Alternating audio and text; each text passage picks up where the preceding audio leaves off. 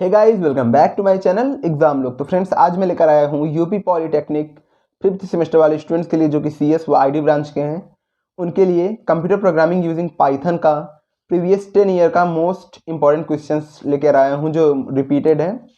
तो आज उनमें से मैं कुछ क्वेश्चंस को समझाऊंगा आपको, जो कि कई बार पूछे गए हैं और बहुत ही इंपॉर्टेंट है। ठीक है, तो आप लोग वीडियो को लाइक कर दीजिएगा, चैनल को सब्सक्राइब कर दीजिएगा और दोस्तों के साथ भी शेयर कर दीजिएगा। तो चलिए हम शुरू करते हैं। तो पहला क्वेश्चन है हमारा जो सबसे इंपॉर्टेंट है, पहले हम उसको लेकर चलेंगे। तो पहला क्वेश्चन हमारा, पाइथन में ऑब्जेक्ट्स किस प्रकार बनाएंगे, या फिर पाइथन में ऑब्जेक्ट ओरिएंटेड प्रोग्रामिंग क्या होती है, उसके कॉन्सेप्ट क्या है वो हमको बताना है। ठीक है, तो चलिए पहले हम पढ़ेंगे। तो पहले हम पढ़ लेंगे ऑब्जेक्ट क्या होता है, मीन्स ओब्स। ठीक है, ऑब्जेक्ट ओरिएंटेड प्रोग्रामिंग क्या होता है वो पढ़ेंगे। तो देखिए, तो इसके तो ऊप्स कॉन्सेप्ट में ये 5 कॉन्सेप्ट होते हैं: ऑब्जेक्ट, क्लास, इनकैप्सुलेशन, एब्स्ट्रैक्शन और इनहेरिटेंस। तो हम पांचों को पढ़ेंगे। तो चलिए पहले ऑब्जेक्ट से शुरू करते हैं। तो ऑब्जेक्ट एक क्लास का इंस्टेंस होता है जो कि वेरिएबल के साथ वास्तविक मान को कंटेन किए रहता है। ठीक है, ऑब्जेक्ट एक बेसिक रन टाइम एंटिटी है। जैसे ऑब्जेक्ट वह प्रत्येक वस्तु होती है जिसको कि पहचाना जा सके। हमारी आसपास की सारी वस्तुएं जैसे पेन, किताब, कुर्सी, गाड़ी, टीवी आदि सभी ऑब्जेक्ट्स है। जैसे ये हाइलाइटर ही ले लें, ये भी एक ऑब्जेक्ट है। कोई भी चीज़ है जिसको हम देख सकते हैं वो एक ऑब्जेक्ट है। ठीक है, अब हम क्लास देखते हैं। क्लास क्या होता है? तो देखिए, क्लास एक ही तरह के ऑब्जेक्ट का कलेक्शन होता है। जैसे कि ये सारे एक ही तरह के ऑब्जेक्ट्स हैं, तो इनका कलेक्शन क्या हो गया? ये क्लास हो गया। ठीक है, जिसमें ये पूरे मार्कर आ गए, तो ये क्या हो गया? ऑब्जेक्ट नहीं, सॉरी, क्लास हो गया, ऑब्जेक्ट्स का कलेक्शन। ठीक है, जैसे आम, अमरूद तथा सेब आदि ये सभी फल है। ठीक है, तो फल के अंदर ये सारे आ जाते हैं। ठीक है, आई होप आपको समझ में आ रहा होगा। और सभी क्लास फल के सदस्य होते हैं। ठीक है, तो आपको समझ में आ गया होगा। Class user defined data type होता है तथा क्लास डेटा तथा फंक्शन का एक कलेक्शन होता है। क्लास क्या होता है? डेटा और फंक्शन का एक कलेक्शन होता है। ठीक है, तो आप लोग इसको ध्यान में रखिएगा। तो अब चलिए हम पढ़ेंगे इनकैप्सुलेशन की इनकैप्सुलेशन क्या होता है। तो डेटा तथा फंक्शन को एक ही यूनिट में सम्मिलित करना या जोड़ना इनकैप्सुलेशन कहलाता है। तो आप लोगों ने पढ़ा होगा, 4th सेमेस्टर में पढ़ा होगा, इनकैप्सुलेशन मीन्स कैप्सूल। ठीक है, इनकैप्सुलेशन मीन्स कैप्सूल, और इसमें क्या होता है? डेटा और फंक्शन। ठीक है, डेटा और फंक्शन होता है। डेटा और फंक्शन को एक ही कोड में बांधना क्या कहलाता है? इनकैप्सुलेशन। ठीक है, तो आप लोग इसको पढ़ लीजिएगा अच्छे से, आई होप आपको समझ में आया होगा। उसके बाद हम देखेंगे एब्स्ट्रैक्शन। एब्स्ट्रैक्शन क्या होता है?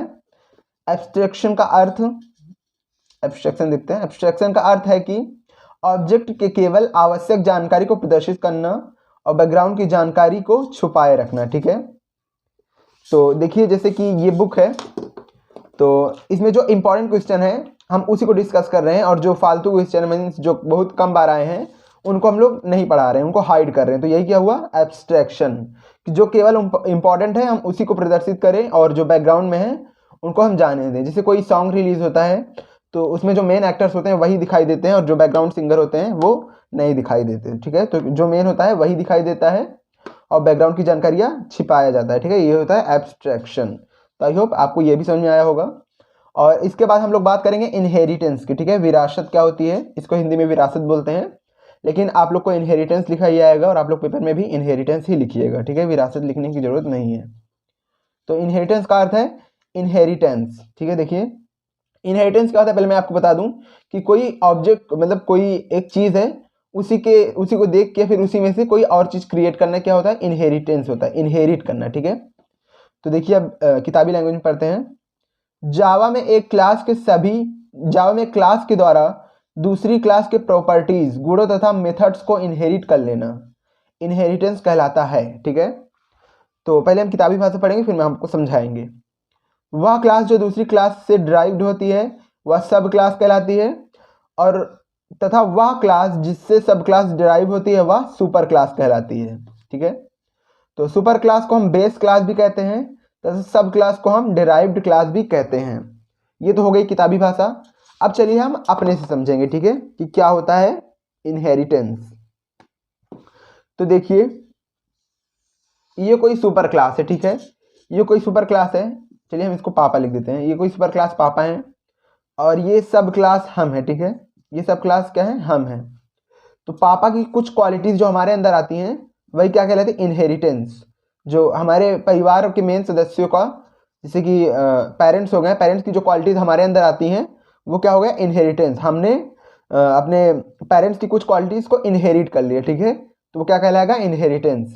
सुपर क्लास में सब क्लास जो डिराइव्ड होती है उसको क्या कहते हैं हम लोग, इनहेरिटेंस, ठीक है। तो आई होप आपको समझ में आया होगा। एक बार फिर से किताबी भाषा पढ़ लेते हैं। देखिए, जावा में एक क्लास के द्वारा दूसरी क्लास के प्रॉपर्टीज मीन्स गुणों तथा मेथड्स को इनहेरिट कर लेना इनहेरिटेंस कहलाता है। वह क्लास जो दूसरी क्लास से डिराइव्ड होती है वह सब क्लास कहलाती है, तथा वह क्लास जिससे सब क्लास डिराइव हुई होती है वह सुपर क्लास कहलाती है। सुपर क्लास को हम बेस क्लास भी कहते हैं तथा सब क्लास को हम डिराइव्ड क्लास भी कहते हैं। तो आई होप आपको ये भी समझ में आया होगा। तो चलिए अब हम नेक्स्ट क्वेश्चन पे चलते हैं। तो देखिए, कुछ बच्चों ने मुझे बोला था कि सर शिफ्ट ऑपरेटर नहीं समझ में आ रहे हैं, और जो कि इंपॉर्टेंट है और आपको समझ में आना ही चाहिए। तो अभी हम डिस्कस करेंगे शिफ्ट ऑपरेटर, ठीक है। शिफ्ट ऑपरेटर मोस्ट इंपॉर्टेंट है। ऑपरेटर में ऑपरेटर हम सारे डिस्कस करेंगे, लेकिन उसके पहले अगर हमें शिफ्ट ऑपरेटर मिल गया है तो पहले हम शिफ्ट ऑपरेटर को डिस्कस करते चलेंगे, ठीक है। तो चलिए पहले किताब में देख लेते हैं क्या लिखा हुआ है, फिर इसके बाद हम लोग अपने समझाएंगे, ठीक है। तो देखिए, पाइथन में shift operator bit wise operator का पार्ट है, और जो दो प्रकार के होते हैं, ठीक है। एक बाइनरी लेफ्ट शिफ्ट और एक बाइनरी राइट शिफ्ट, ठीक है। तो चलिए पहले इतना आपको समझा देते हैं, तब उसके बाद डिस्कस करते हैं। तो देखिए, ये हो गया लेफ्ट शिफ्ट, ठीक है। ये लेफ्ट की तरफ जा रहा, तो ये क्या हो गया, लेफ्ट शिफ्ट हो गया। ये क्या हो गया, लेफ्ट हो गया, ठीक है। और देखिए, ये राइट की तरफ जा रहा, ये राइट की तरफ जा रहा, ठीक है। ये राइट की तरफ जा रहा, तो ये क्या हो गया, राइट हो गया, ठीक है। तो इसको जरूर ध्यान में रखिएगा, कंफ्यूज बिल्कुल भी मत होइएगा, क्योंकि आपसे क्वेश्चन ये लिख के ना दे, सिर्फ ऐसे सिंबल बना के ही दे दे, तो आप क्या करेंगे, इसीलिए आपको ये लेफ्ट की तरफ जा रहा, राइट ये राइट की तरफ जा रहा, तो इसको आप लोग जरूर ध्यान में रखिएगा, ठीक है। तो अब चलिए इसके आगे बढ़ते हैं। देखिए, एग्जाम्पल भी दिया हुआ है लेफ्ट शिफ्ट का, पहले देखते हैं। For example a is equal to 20 दिया हुआ है और इसका वैल्यू भी दिया हुआ है, ठीक है। अब a को क्या करना है, लेफ्ट शिफ्ट करना है 2, ठीक है। a की 2 डिजिट को लेफ्ट शिफ्ट करना है। मैं न्यूमेरिक वैल्यू के बाइनरी वैल्यू में हर बाइनरी नंबर को 2 बाइनरी नंबर लेफ्ट साइड से शिफ्ट करता है। फॉर एग्जाम्पल, जैसे ये a इज इक्वल टू 20 हो गया, तो इसका मतलब 80 हो जाएगा, ठीक है। अब कैसे होगा, चलिए हम आपको बताते हैं। तो सबसे चलिए पहले हम क्वेश्चन को नोट कर लेंगे, फिर इसके बात करेंगे, ठीक है। तो देखिए क्या हुआ है, क्या दिया हुआ है, a इज इक्वल टू 20 000 1 0 1 00, ठीक है, ये दिया हुआ है। और हमें इसमें कितना पूछ रहा है कि 2 लेफ्ट शिफ्ट करना है, ठीक है। इसमें हमको क्या करना है, a is equal to 2 left shift करना है, ठीक है, सॉरी 2 लेफ्ट शिफ्ट करना है इसमें। तो अब चलिए मैं आपको समझाता हूँ। देखिए, यहाँ 20 क्यों दिया हुआ है, पहले ये देख लेते हैं यहाँ 20 क्यों दिया हुआ है, ठीक है। तो देखिए, इसकी वैल्यू क्या होती है, 1 होती है। सॉरी मैं पेन बदल लूँ, नहीं आपको समझ में कम आएगा। चलिए देखिए, इसकी वैल्यू 1 होती है, 2 4 8 16 32 64 128 ऐसी होती है, ठीक है। तो अब हम इसमें देख लेते हैं पहले इसकी वैल्यू 20 कैसे हुई, ठीक है। ये 16, देखिए एक क्या है, 16 है और एक 4 है, तो 16 4 20 हो गया। इसकी वैल्यू 20 है, ठीक है, इसलिए इसकी वैल्यू 20 दिया हुआ है। अब चलिए देखिए, इसमें क्या दिया हुआ था कि जो हम 2 शिफ्ट करेंगे तो 80 हो जाएगा, ठीक है। 2 शिफ्ट करेंगे, लेफ्ट शिफ्ट करेंगे तो 80 हो जाएगा। तो अब चलिए करते हैं, देखते हैं कैसे होगा 80। तो 2 लेफ्ट शिफ्ट कैसे करेंगे, जो ये 2 0 आगे है, इधर शिफ्ट का मतलब क्या हुआ कि इधर का आते जाएं, इधर का आते जाएं, तो इधर का आते जाएंगे तो आगे के 2 हैं वो भी पीछे से इधर ही आएंगे, ठीक है। ये 2 पीछे चले जाएंगे, इधर से ही आएंगे। अगर राइट होता तो हम आगे का 2 निकाल के पीछे लगा देते, ठीक है, लेकिन लेफ्ट है तो हम लेफ्ट का 2 निकाल के इधर लगा देंगे, राइट साइड, ठीक है। तो चलिए पहले करते हैं। तो ये दो उधर लगाएंगे तो यहाँ से शुरू करेंगे लिखना, ठीक है। तो 0 1 0 1 00, अब फिर यहाँ का 00, ठीक है, 00। अब हम फिर इसका वो लिख लेते हैं 1 2 4 8 16 32 64, 1 2 4 8 16 32 64 128, ठीक है।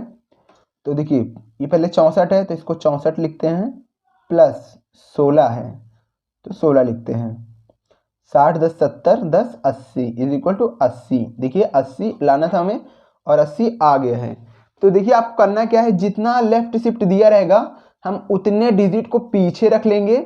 और उसके बाद आप लोग ये जरूर याद रख लीजिएगा कि पहले एक होता है 2, फिर दुगना होता चला जाता है। 1 का दुगना 2, 2 का दुगना 4, 4 का दुगना 8, 8 का दुगना 16, 16 का दुगना 32, 32 का दुगना 64 और 64 दूनी 128। तो ऐसे बढ़ता चला जाता है और जो एक एक हो उसी को हम लोग जोड़ लेंगे, ठीक है। तो ये क्या होता है, लेफ्ट शिफ्ट ऑपरेटर। अब इसी तरह राइट शिफ्ट भी होगा, तो आइए उसको भी हम लोग देखते हैं। देखिए वो भी इसी तरह दिया हुआ है। तो अब चलिए हम लोग इसी में समझ लेते हैं, ये जो एग्जाम्पल दिया हुआ है इसी में समझ लेते हैं। अब हमको इसमें क्या करना है, राइट शिफ्ट करना है। तो हम इसको, ये जो दो है इसको ला के हम इधर लगा देंगे, ठीक है। इन दोनों को हम इधर लगा लेंगे। तो चलिए लिख लेते हैं। तो पहले यहाँ 1 से लिखना शुरू करेंगे, 1 0 1 0 0 0। अब ये जो 2 0 हैं इसको भी हम लोग इधर लगा देंगे। तो पहले क्या था, पहले a इज इक्वल टू 20 था, ठीक है। पहले a इज इक्वल टू कितना था, 20 था। अब कितना हो जाएगा देखते हैं। 1 होगा इसका वैल्यू, इसका 2 4 8 16 32 64 128, ठीक है। तो अब हमको एक वाला लेना है, तो 4 1 4 1 5, तो 4 + 1 इज इक्वल टू 5। तो इसकी वैल्यू 5 आ गई, ठीक है। तो ये क्या था हमारा, ये था हमारा लेफ्ट शिफ्ट और ये क्या था हमारा राइट शिफ्ट, ठीक है। तो आई थिंक आपको समझ में आया होगा। लैंग्वेज ये थोड़ा ठीक से लिखा नहीं है पर आई थिंक आपको समझ में आया होगा। तो आप लोग इसको भी अच्छे से रेडी कर लीजिए क्योंकि आपके एग्जाम में आने वाला है, ठीक है। क्योंकि ऑपरेटर में यही बहुत ज़्यादा मस्ट है, तो आप लोग इसको ज़रूर पढ़िएगा। अब चलिए इसके बाद डिस्कस करते हैं और कौन से क्वेश्चन हमको करने हैं। तो बहुत सारे क्वेश्चन हैं जिसमें मैंने ऑलरेडी टिक लगा रखा था, तो उसी में से चलिए एक क्वेश्चन आपको और करके दिखाते हैं जो कि ज़्यादा इम्पोर्टेंट हो। तो चलिए पाइथन के इतिहास को पढ़ लेते हैं, ठीक है। पाइथन के इतिहास को पढ़ लेते हैं, नहीं ये तो आप लोग खुद ही पढ़ लेंगे। तो और कुछ देखते हैं जो कि इम्पोर्टेंट हो, ठीक है। कंट्रोल स्टेटमेंट देख लेते हैं क्योंकि वो बहुत ज़्यादा इंपॉर्टेंट है, ठीक है। कंट्रोल स्टेटमेंट देख लेते हैं, नहीं ये लूप देख लेते हैं। तो चलिए सबसे पहले हम वाइल लूप देखेंगे। तो पाइथन में वाइल लूप की व्याख्या कीजिए, ठीक है।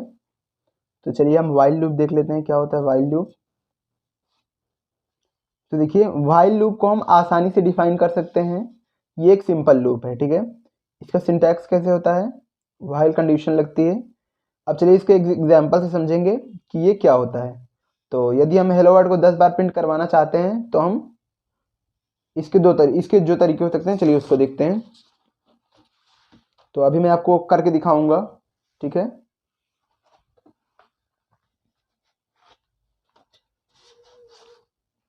एक मिनट है।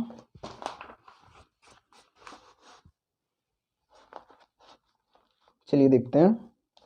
तो देखिए पहले या तो हम 10 बार हेलो वर्ड लिख कर प्रिंट कराएंगे। कैसे लिख के प्रिंट कराएंगे चलिए हम लोग देखते हैं पहले, क्योंकि बताना समझाना दोनों हमारा काम है। तो हम लोग सिंपल ऐसे प्रिंट ब्रैकेट में हेलो वर्ड, ठीक है।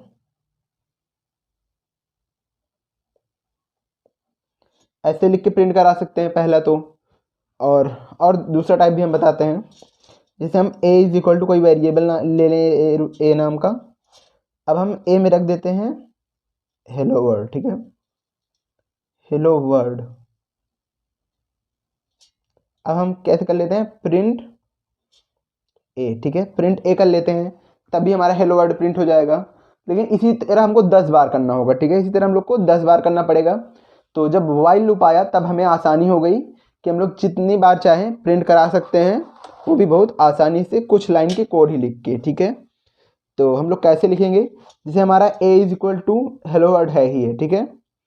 तब हम लोग क्या लगाएंगे, इसमें कंडीशन लगाएंगे। इसमें क्या लगाएंगे हम लोग कंडीशन लगाएंगे,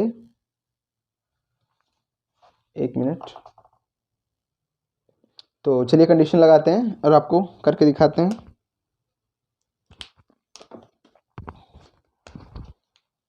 देखिए, तो यहाँ व्हाइल लगाएंगे, व्हाइल, देखिए यहाँ ए है, इसको आई भी मान सकते हैं या फिर ए भी मान सकते हैं, ठीक है। While A is less than 11, ठीक है। ए का मान 11 से कम हो, क्योंकि अगर हमको 10 तक प्रिंट कराना है तो हमको 11 तक लेना पड़ेगा, ठीक है। ए का मान 11 से कम हो तो हमको क्या कराना है, प्रिंट ए, प्रिंट ए कराना है। लेकिन 11 10 तक तो हो जाएगा, लेकिन हमको एक एक बढ़ाना भी है, तो हम क्या करेंगे, I is equal to A plus 1, ठीक है, या फिर A is equal to A plus 1 कर देंगे, ठीक है। तो ये हमारा कैसे प्रिंट हो जाएगा, चलिए आइए दिखाते हैं आपको। तो ये हमारा hello word, hello word, hello word इसी तरह 10 बार प्रिंट हो जाएगा, ठीक है। इसी तरह क्या हो जाएगा, हमारा 10 बार प्रिंट हो जाएगा। तो ये इसका सिर्फ इतना कोड है, इसको काट दीजिए, इतना कोड है। आप लोग कर सकते हैं, ये आपसे पूछ भी सकता है, ठीक है, पेपर में आपसे पूछ भी सकता है कि व्हाइल लूप क्या होते हैं, इसको एग्जाम्पल देके समझाइए, ठीक है। और फॉर लूप तो और भी आसान है, उसको भी देखेंगे। चलिए पहले इसमें देखिए एग्जाम्पल दिया हुआ है, इसमें ये इस तरह एग्जाम्पल दिया हुआ है डिजिट वाला, ठीक है। तो इसको भी देख लेते हैं। तो देखिए यहाँ आई इज इक्वल टू 1 दिया हुआ है, व्हाइल आई का मान 6 से कम है, मतलब 5 तक हमको प्रिंट कराना है, इसीलिए हम लोगों ने 6 तक लिया है, ठीक है। देखिए यहाँ इसको भी लगाएंगे, ठीक है, इसको मैंने नहीं लगाया था, सॉरी, लेकिन इसको भी हम लोग जरूर लगाएंगे, सेमी कॉलन, ठीक है। चलिए देखते हैं अब। तो जब आई का मान 6 से कम है तो प्रिंट हम आई को करा देंगे, और जब हमारा आई प्रिंट हो जाएगा तो एक बढ़ा देंगे, ठीक है। I is equal to I plus is equal to 1 करें, चाहे फिर I is equal to I plus 1 करें, बात एक ही हुआ, ठीक है। तो इस तरह हमारा प्रिंट आ जाएगा 1 2 3 4 5 तक, क्योंकि हमको 6 से कम तक लेना था, ठीक है। तो हमारा इस तरह प्रिंट हो जाएगा। तो आई थिंक आपको समझ में आया होगा ये भी। अब देखिए इसका थोड़ा फ्लो चार्ट समझ लेते हैं, 1 मिनट। अब आइए इसका थोड़ा फ्लो चार्ट समझ लेते हैं। तो देखिए हमारी कोई भी कंडीशन स्टार्ट हुई, कंडीशन पहले चेक हुई, अगर कंडीशन हमारी ट्रू है तो वो स्टेटमेंट बार बार प्रिंट होगा, ठीक है। अगर हमारी ट्रू होगी तभी तो बार बार प्रिंट होगा, अगर हमारी फॉल्स होगी तो वहीं हमारा एंड हो जाएगा, ठीक है, वहीं हमारा प्रोग्राम एंड हो जाएगा। अगर ट्रू हुई तो हमारा बार बार जब तक हम दिए हुए हैं 6 तक दिए हुए हैं, 6 से कम तो 5 तक हमारा, अगर कंडीशन ट्रू होती गई तो बार बार प्रिंट होता चला जाएगा 5 तक, ठीक है। अगर फॉल्स हुई तो वहीं पर हमारा प्रोग्राम एंड हो जाएगा। तो आई थिंक आपको ये भी समझ में आया होगा। आप लोग देखिए अपना पूरा मन लगाइए समझने में, तभी आपको अच्छे से समझ में आएगा। अब चलिए हम थोड़ा एक्सेप्शन देख लेते हैं, एक्सेप्शन हैंडल कैसे किया जाता है ये भी हम लोग देखेंगे, लेकिन पहले इसको देख लेते हैं, ठीक है। अन्य भाषाओं की तरह पाइथन भी ट्राई एक्सेप्ट की मदद से एक्सेप्शन हैंडलिंग विधि के माध्यम से रन टाइम त्रुटियों मीन्स रन टाइम एरर्स को प्रदान करता है। कुछ स्टैंडर्ड एक्सेप्शन जो सबसे अधिक बार होते हैं उनमें index error, import error, IO error, zero division error और टाइप एरर शामिल है, ठीक है। और एक्सेप्शन पाइथन में सभी एक्सेप्शंस के लिए आधार वर्ग है। जब कोई त्रुटि होती है या एक्सेप्शन के रूप में हम इसे कहते हैं, ठीक है। अगर कोई त्रुटि होती है तो हम एक्सेप्शन ही कहते हैं, आपको सभी को पता होगा। पाइथन सामान्य रूप से बंद हो जाएगा और एक त्रुटि संदेश उत्पन्न करेगा। इस एक्सेप्शंस को कोई स्टेटमेंट का उपयोग करके नियंत्रित किया जा सकता है, ठीक है। तो देखिए इसमें दिया हुआ है, तो अगर हम जिससे कोई प्रोग्राम कर रहे हैं, अगर कोई इसमें एक्सेप्शन आया है तो सबसे पहले हम इसमें ट्राई लगाएंगे, ऊपर सबसे ट्राई लगाएंगे, और फिर उसके बाद अपने प्रोग्राम लिखेंगे, कोड लिखेंगे, फिर उसके बाद एक्सेप्ट लिखेंगे, और अगर जिससे हमारी फॉल्स हुआ तो हमें कौन सा मैसेज दिखाई दे वो हम लिखेंगे, ठीक है। अगर जैसे हम कोई प्रोग्राम लिख रहे हैं, यही लिख रहे हैं, तो अगर यहाँ हम ट्राई लगाएंगे, ठीक है, ट्राई लगाएंगे ये प्रोग्राम, अगर ये ट्रू है तो हमें ये रिजल्ट आएगा, अगर फॉल्स हुआ ये तो हम यहाँ एक्सेप्ट, ठीक है, अगर ये हमारा फॉल्स हुआ एक्सेप्ट प्रिंट कोड एरर, ठीक है, कोड एरर या कुछ भी प्रिंट हो जाएगा, ठीक है। तो ये क्या हुआ हमारा एक्सेप्शन। इसी तरह एक्सेप्शन को हैंडल किया जाता है ट्राई और एक्सेप्ट लगा के, ठीक है। तो आई थिंक आपको ये भी समझ में आया होगा। देखिए यहाँ दिया हुआ है, सिंटैक्स दिया हुआ है, ट्राई लगाया गया है और एक्सेप्ट लगाया गया है, ठीक है। और जिस टाइप का एरर होता है वहाँ एक्सेप्ट के साथ वो लिखा जाता है, ठीक है। देखिए यहाँ एक्सपोनेंशियल एरर है तो यहाँ एक्सपोनेंशियल लिखा हुआ है, तो आप लोग ये भी ध्यान में रखिएगा। और इसको भी मुझे पढ़ाना है पर इसको मैं नेक्स्ट वीडियो में पढ़ाऊँगा। और पहले और कुछ देख लेते हैं। तो देखिए थोड़ा पाइथन का वो देख लेते हैं, इसकी विशेषताएं क्या क्या होती हैं, क्योंकि ये भी पूछा जाएगा, ठीक है। तो पाइथन की महत्वपूर्ण विशेषताएं क्या क्या होती हैं देख लेते हैं। Easy to learn and use, ठीक है, सीखना आसान होता है और इस्तेमाल करना आसान होता है। एक्सप्रेसिव लैंग्वेज है, इंटरप्रेटेड लैंग्वेज है, क्रॉस प्लेटफॉर्म लैंग्वेज है। देखिए इसके बारे में आप लोग पढ़ लीजिएगा, मैं सिर्फ इसकी हेडिंग्स बता रहा हूँ आपको क्योंकि टाइम कम है, कम टाइम में हमको ज़्यादा पढ़ना है। और फ्री एंड ओपन सोर्स है, ठीक है। और देखते हैं, देखिए ऑब्जेक्ट ओरिएंटेड लैंग्वेज है। ऑब्जेक्ट ओरिएंटेड में क्या क्या आते हैं अभी मैंने आपको बताया। एक्सटेंसिबल है, ठीक है, लार्ज स्टैंडर्ड लाइब्रेरी है इसकी। और GUI graphical user interface programming support करता है, ठीक है। और इंटीग्रेटेड है। ये सभी क्या हो गए, इसके फीचर्स हो गए, विशेषताएं हो गई। तो आप लोग इसको पढ़िएगा, ठीक है। डिक्शनरी हमको बताना है, डिक्शनरी नेक्स्ट वीडियो में बताएंगे। अभी जो हमको पहले वीडियो में इंपॉर्टेंट पढ़ना है हम बस वही बता रहे हैं, ठीक है।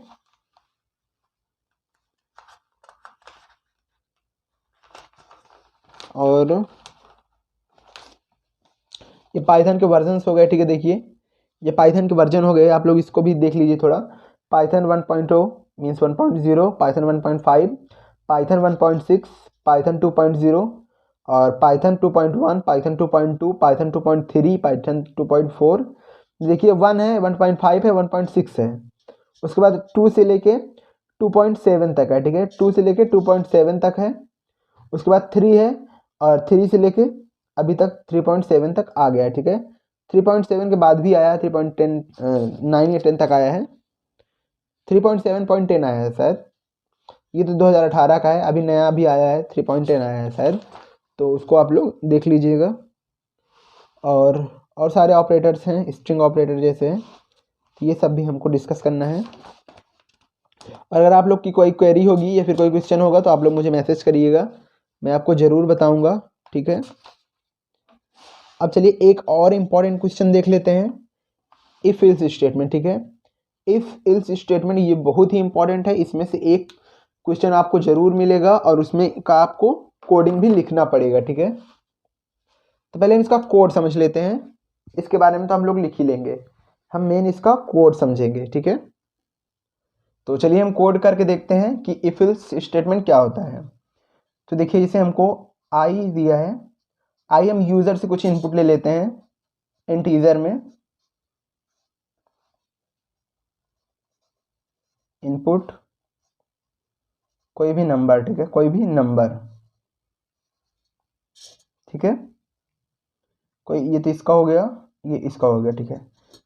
कोई हम नंबर यूजर से पूछ लिए, अब ये पूछेगा यूजर से कोई भी नंबर, ऐसे लिख के आएगा, इसका आउटपुट क्या होगा, ऐसे लिख के आएगा नम, ठीक है। नम लिख के आएगा तो हम कोई भी नंबर जैसे इनपुट करेंगे, जैसे 2 3 4 कुछ भी नंबर इनपुट कर सकते हैं। तो अब देखिए हमको इस कोड कैसे करना है, आउटपुट हमको नहीं करना है, ठीक है, ये तो आपने से आएगा। ये लिखेंगे हम पहले, डायरेक्ट हम आई इज इक्वल टू कोई वैल्यू भी दे सकते हैं लेकिन हम यूजर से पूछेंगे, ठीक है। तो अब हम कोड करेंगे इफ, ठीक है,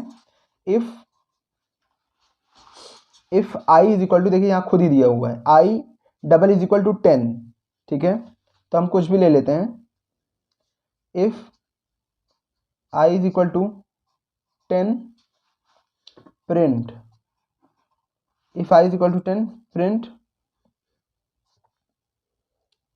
10, ठीक है, प्रिंट 10। अब इलिफ, ठीक है, इलिफ लगाएंगे। इलिफ जैसे हमको इफ में कई सारी सिचुएशंस होती हैं तब हम क्या करते हैं, इलिफ लगा के यूज करते हैं। Elif i is greater than, ठीक है, is i is equal to greater than 2, तो फिर हम क्या प्रिंट कराएंगे, अगर आई का मान 2 से ज़्यादा है तो हमको क्या प्रिंट कराना है, ग्रेटर देन 2, ठीक है, ग्रेटर देन 2 प्रिंट कराएंगे। अगर या फिर 10 हो या फिर 2 से ज़्यादा हो, ठीक है।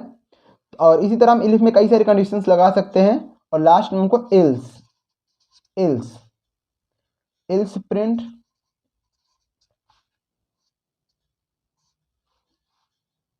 एरर या कुछ भी लिख सकते हैं, ठीक है, एल्स प्रिंट नॉट अवेलेबल, ठीक है, नॉट अवेलेबल या फिर कुछ भी लिख सकते हैं एल्स में, ठीक है।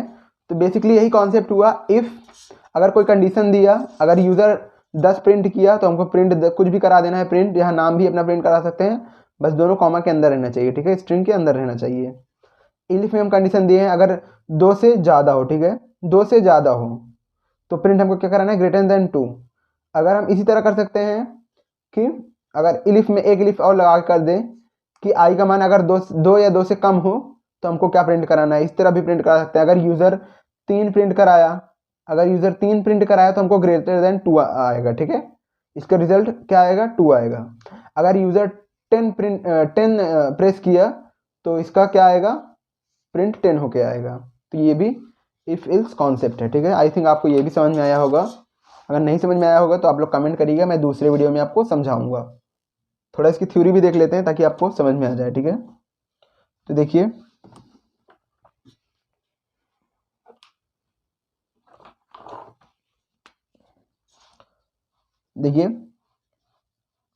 If ills statement, if statement हमें बताता है कि यदि कोई कंडीशन सत्य है मीन्स ट्रू है तो वह स्टेटमेंट के ब्लॉक को निष्पादित करेगा मीन्स एग्जीक्यूट करेगा। और यदि कंडीशन असत्य है, फॉल्स है, तो यह एग्जीक्यूशन नहीं होगा। लेकिन अगर कंडीशन फॉल्स है तो हम कुछ और करना चाहते हैं, यहाँ इल्स स्टेटमेंट आता है। यदि कंडीशन असत्य है तो हम स्टेटमेंट के कोड को, ब्लॉक को निष्पादित करने के लिए मीन्स एग्जीक्यूट करने के लिए इल्स स्टेटमेंट का प्रयोग इफ स्टेटमेंट के साथ करते हैं, ठीक है। देखिए जैसे मैंने किया है यहाँ पर, ये सिर्फ इफ इल्स का बताया गया है, मैंने इसमें इलिफ वाला भी आपको बताया है ताकि एक ही में आपको इफ इलिफ इल्स तीनों पता चल जाए, ठीक है।